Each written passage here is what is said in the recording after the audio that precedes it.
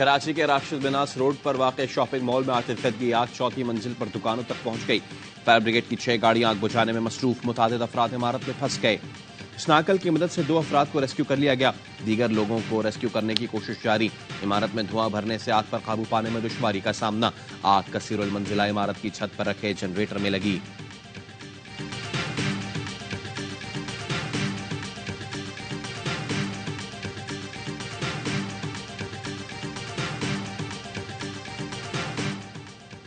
अटक में फतेहजंग इंटरचेंज के करीब कार और ट्रेलर में तसादुम। खातून समेत 4 अफराद जाँ बहक, 2 जख्मी। बहावल नगर में मुलजिमान का ताक़ुब करते हुए एलीट फोर्स की गाड़ी सेम नहर में जा गिरी। एलीट फोर्स के 2 जवान हवालदार काशिफ और ड्राइवर रिजवान शौकत जाँ बहक। 3 जख्मी एहलकारों अब्दुल्ला, तारिक, महमूद और जाफर को डिस्ट्रिक्ट अस्पताल मुंतकिल कर दिया गया।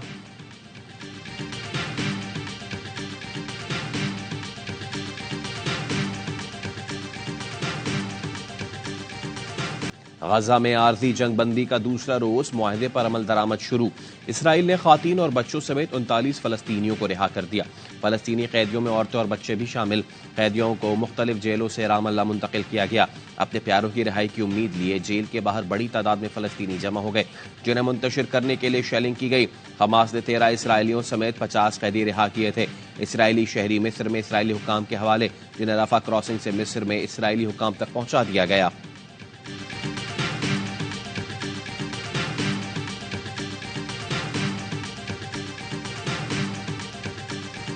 जंगबंदी के पहले ही दिन इसराइल की मुआहदे की खिलाफ वर्जी। शुमाली गजा अपने घरों को लौटने वाले फलस्तीनियों पर गोलियां चला दी। फायरिंग से 2 फलस्तीनी शहीद, 11 जख्मी। इसराइल ने जंग के दौरान नकल मकानी करने वाले फलस्तीनियों की घर वापसी पर पाबंदी लगा दी। तैयारों से पर्चियां गिराई कि जनूबी गजा वापस जाने वालों को निशाना बनाया जाएगा। मुआहदे के तहत इसराइली तैयारे और फौज गजा में नकल हरकत नहीं कर सकते। हमास का कहना है जारियत जारी रही तो दुश्मन को इससे ज्यादा नुकसान उठाना पड़ेगा। इसराइली वजीर दिफा का कहना है वक्फा खत्म होगा तो लड़ाई शिद्दत से दोबारा शुरू हो जाएगी। मजीद गमालियों की रिहाई के लिए दबाव डालेंगे। अमेरिकी सदर जो बाइडन कहते हैं हमारी कोशिशों से जंग बंदी मुमकिन हुई। खुशी का मौका है कि 13 इसराइली गमाली रिहा होकर अपनों से जा मिले।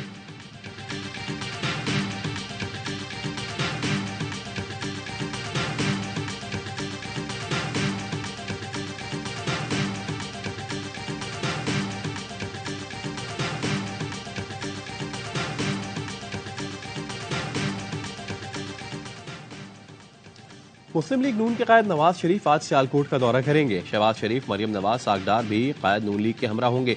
नवाज शरीफ ऐवान सनअत और तिजारत में सनतकारों से मुलाकात और खिताब करेंगे। ख्वाजा आसिफ की रिहाइशगाह पर नवाज शरीफ मुकामी रहनुमाओं से मुलाकात करेंगे।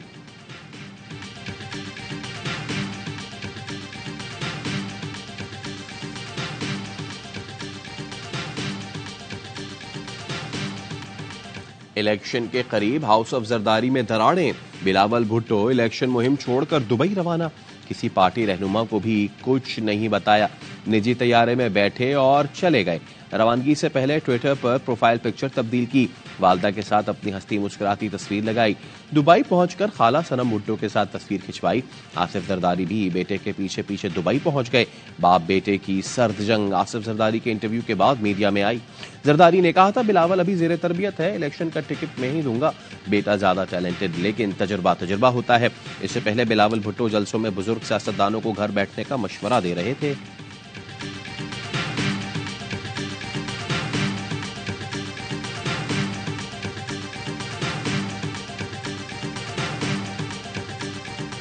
शेड्यूल के मुताबिक गए, कल दोपहर को पहुंच गए। उन्होंने वापस 2-3 दिन में वापस आ जाना है। 30 को हमारा यौम तासीस है क्वेटा में। 29 को उन्होंने क्वेटा जाना है और यौम तासीस उन्होंने वो करना, क्वेटा में खिताब करना है। तो एक नॉर्मल रूटीन विजिट था। कोई लड़ाई नहीं, कोई इख्तलाफ नहीं। पीपल्स पार्टी ने आसिफ जरदारी और बिलावल में इख्तलाफात की तरदीद कर दी। तर्जुमान पीपल्स पार्टी फैसल करीम कुंडी ने बताया बिलावल भुट्टो का दौरा दुबई पहले से तय था। आसिफ जरदारी पहले भी कह चुके हैं कि बिलावल सियासत सीख रहे हैं। सियासत रोजाना की बुनियाद पर सीखी जाती है। बिलावल भुट्टो वापस आएंगे और यौम तासीस जलसे में शिरकत करेंगे। बोले पीपी पंजाब के दोस्तों को पंजाब इंतजामिया से मुतालिक तहफुजात हैं। नवाज शरीफ को जो सहूलतें मिल रही हैं वो सबके सामने हैं।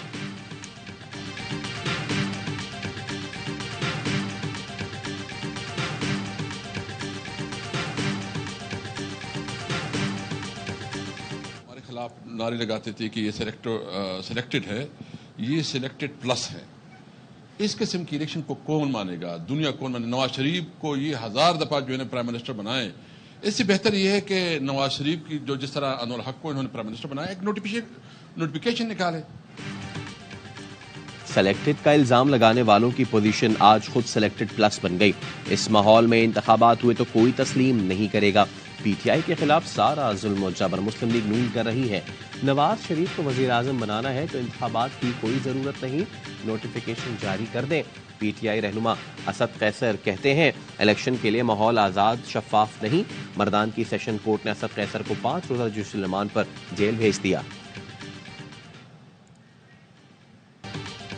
फैजाबाद धरना केस तहकीकाती कमीशन का पंजाब और इस्लामाबाद की ब्यूरोक्रेसी को तलब करने का फैसला।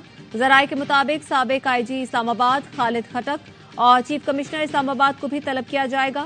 साबिक आईजी पंजाब कैप्टन आरिफ हुसैन भी 27 नवंबर को तलब। तहकीकाती कमीशन ने वीडियोज के लिए पैमरा को भी खत लिख दिया।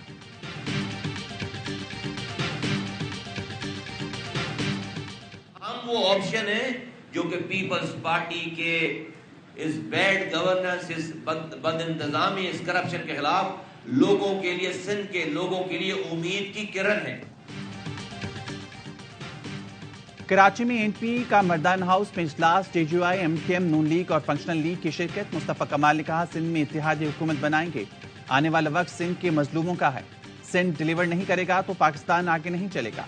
नून लीग के रहनुमा बशीर मेमन ने कहा कराची तरक्की करेगा तो पूरा पाकिस्तान तरक्की करेगा। निगरान वज़ीर आला से मुतालबा कहते हैं हम सबको लेवल प्लेइंग फील्ड चाहिए।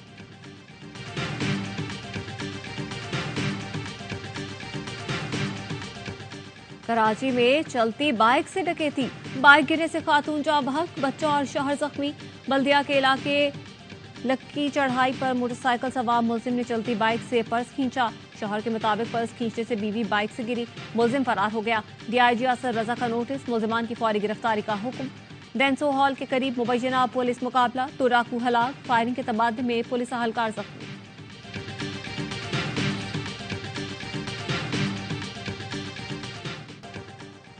चेयरमैन पीटीआई और बुशरा बीबी से मुतल्लिक निकाह का केस मुद्दई की जानिब से तकनीकी बुनियाद पर दरख्वास्त वापस लेने पर अदालत ने मुकदमा खारिज कर दिया। दरख्वास्त गुजार मोहम्मद हनीफ ने शिकायत वापस लेने से मुतल्लिक अदालत में अपना बयान रिकॉर्ड कराया। कराची में डकैतियां करने वाले डीएसपी उमैर तारिक को अदालती रिमांड पर जेल भेज दिया गया। गिरफ्तार दीगर 3 मुलजिमान 2 रोजा जिस्मानी रिमांड पर पुलिस के हवाले। कराची में डिस्ट्रिक्ट साउथ पुलिस की खुसूसी पार्टी के खिलाफ एक के बाद एक केस सामने आने लगे। डीएसपी उमैर तारिक ने टीम के साथ क्लिफ्टन ब्लॉक 2 में होटल में गैर कानूनी छापा मारा। रिश्वत न देने पर अमले पर झूठा मुकदमा दर्ज करवाकर जेल भिजवा दिया।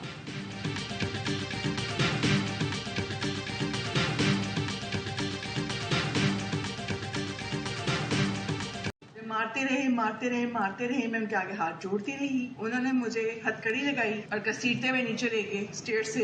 मैं थाने पहुंची, वहां जाके मुझ पर तशद्दुद किया गया, मुझसे चीजें छीन ली गई थी। मेरे साथ जुल्म हुआ है, प्लीज मेरी हेल्प करें। आपके घर में भी माँ बहनें बेटियां मौजूद हो। इस्लामाबाद में खातून पर पुलिस का मुबैना तशद्दुद, ब्यूटी पार्लर पर छापे में गिरफ्तार खातून ने पुलिस पर ज्यादती की कोशिश का भी इल्जाम लगा दिया। कहा ब्यूटी पार्लर गई तो वहां पुलिस वाले आ गए। 5 पुलिस एहलकारों ने शदीद तशद्दुद का निशाना बनाया, बगैर कुछ पूछे घसीटा और बदतमीजी की। मर्द एहलकार थाने ले गए, हथकड़ी लगाई। एसएसपी ऑपरेशंस की खातून से मुलाकात, तफ्तीशी अफसर को मुअत्तल कर दिया गया।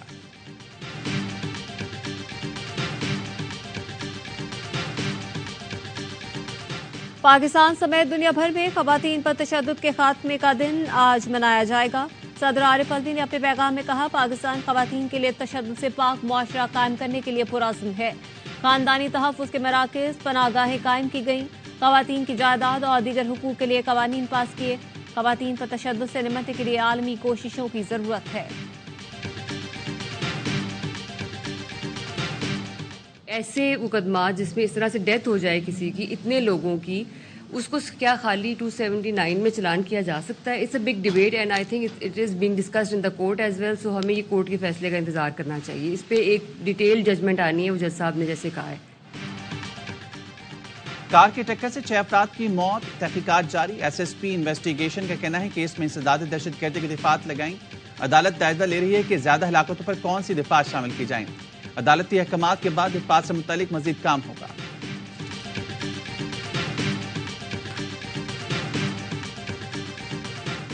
We are interim setup, we are not politicians.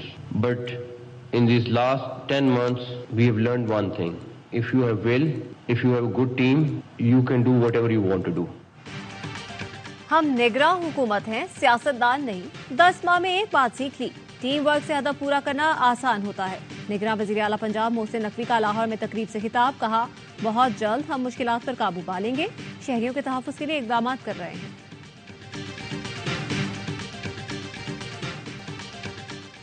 Punjab में स्मोक कंट्रोल करने का मिशन, लाहौर समेत 10 अजला में सॉफ्ट लॉकडाउन। कल भी तालीमी इदारे बंद रहेंगे, मार्केट्स 3 बजे के बाद खोलने की इजाजत होगी। इतवार को तमाम मार्केट्स मुकम्मल बंद रहेंगी। 29 नवंबर को बादल हुए तो मसनूई बारिश बरसाई जाएगी। मेन मॉल रोड इतवार को गाड़ियों का दाखिला बंद होगा, पैदल चलने वालों और साइकिल सवारों को इजाजत होगी।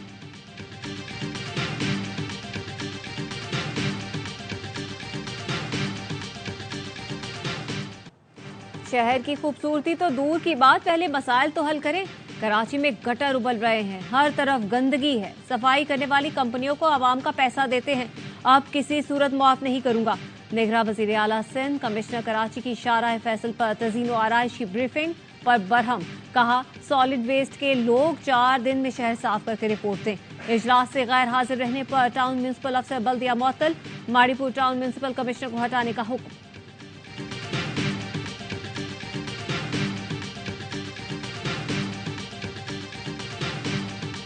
4 लाख तक लोग मुल्क छोड़ चुके हैं। हम अपील करते हैं कि वापस जाने वाले तारिकीन वतन को बाइज्जत तरीके से अपने मुल्क में रिहेबिलिटेट किया जाए। 4 लाख गैर कानूनी गैर मुल्की पाकिस्तान से जा चुके। सहूलतकारी के मुर्तकिब अफराद को तातीबी कार्रवाई का सामना करना पड़ेगा। बलूचिस्तान के निगरां वज़ीर इत्तला जान मोहम्मद अजगज़ई कहते हैं इत्तला मिली अफगान हुकूमत अपने वतन वापस आने वालों का ख्याल नहीं रखेगी। अपील करते हैं वापस जाने वाले तारिकीन वतन को आबाद किया जाए।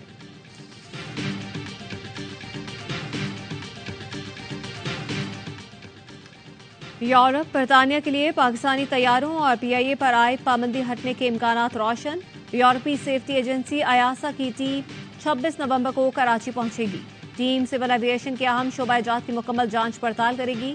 कामयाब असेसमेंट के बाद PIA की यूरोप और बरतानिया में परवाजों की बहाली का इम्कान है।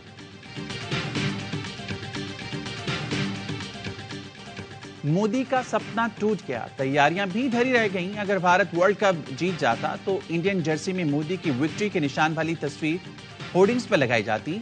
ओपन बस में विक्ट्री परेड का भी प्लान था। नरेंद्र मोदी टीम के साथ ओपन बस में जयपुर शहर का चक्कर लगाते। भारतीय जनता पार्टी रहनुमा ने अपनी मोदी हुकूमत के प्लान का भांडा फोड़ दिया। कांग्रेस रहनुमा राहुल गांधी ने फाइनल में भारत की शिकस्त पर मोदी को पनौती करार दिया था।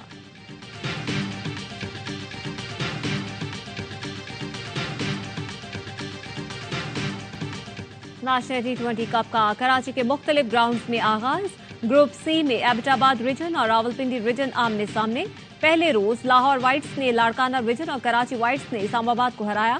सियालकोट ने मुल्तान को सुपर ओवर में शिकस्त दी। नेशनल स्टेडियम में होने वाले मैच देखिए ARY ऐप पर बराह रास्त।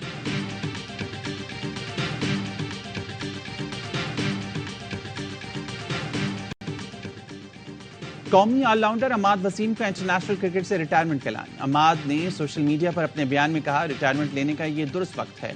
PCB और तमाम फैंस की सपोर्ट का शुक्रिया। 121 मैचेस में पाकिस्तान की नुमाइंदगी करना मेरे लिए एजाज है। अमाद वसीम ने 55 वनडे और 66 T20 इंटरनेशनल खेले, 109 विकेटें और 1400 से ज्यादा रन स्कोर किए।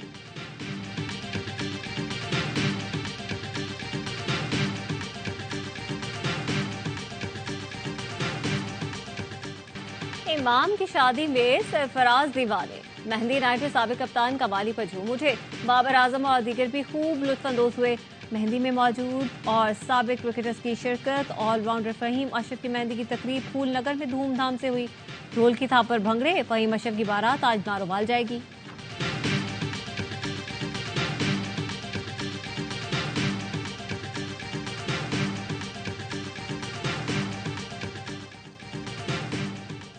और बल्लेबाजों का पसंदीदा फॉर्मेट अबुधाबी T10 लीग का 7वां सीजन 28 नवंबर से आ रहा है सिर्फ स्पोर्ट्स पर। छक्के चौकों का तूफान, अबुधाबी में सजे का मैदान।